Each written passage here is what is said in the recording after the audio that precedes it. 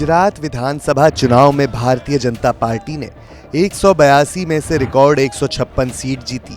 ये गुजरात के विधानसभा चुनाव में बीजेपी की लगातार 7वीं जीत है। कहते हैं कि विधानसभा चुनाव से ठीक पहले मुख्यमंत्री बदलने की भाजपा की चाल ने कई राज्य में भाजपा के पक्ष में काम किया है। ये रणनीति सबसे ज्यादा गुजरात में काम आई है। 2014 में नरेंद्र मोदी के पीएम बनने के बाद गुजरात के सीएम की भूमिका आनंदीबेन ने संभाली, लेकिन 2 साल और 22 दिनों के बाद आनंदीबेन की जगह विजय रूपानी सीएम बने।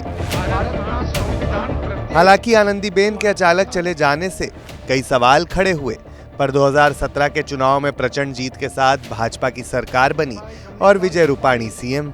रूपानी ने 4 वर्षों के बाद 2021 में इस्तीफा दे दिया। उस समय भी गुजरात विधानसभा चुनाव को 1 साल था।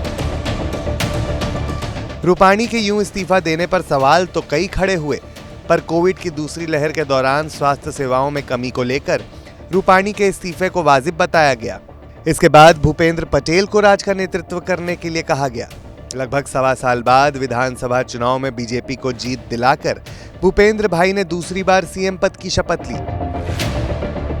क्या है बीजेपी का 1+4 फॉर्मूला? भूपेंद्र पटेल के नेतृत्व में ये एक शानदार जीत है।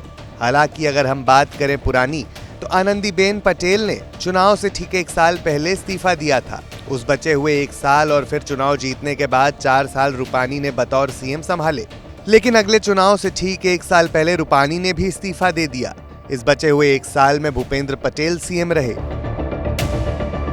हालिया चुनाव जीतने के बाद एक बार फिर से भूपेंद्र पटेल ने सीएम पद की शपथ ली है। अब कयास लगाए जा रहे हैं कि क्या भाजपा उन्हें भी 4 साल बाद हटाएगी। हालांकि ताजा चुनाव में रिकॉर्ड जीत को देखते हुए उन्हें 2027 के चुनाव से पहले हटाना मुश्किल लग रहा है। ऐसा लगता है कि भाजपा का 1+4 फॉर्मूला लिटमस टेस्ट पर पास हो चुका है। हालांकि ये देखा जाना अभी बाकी है कि लो प्रोफाइल पटेल अपनी दूसरी पारी में आसानी से खेल पाएंगे या नहीं।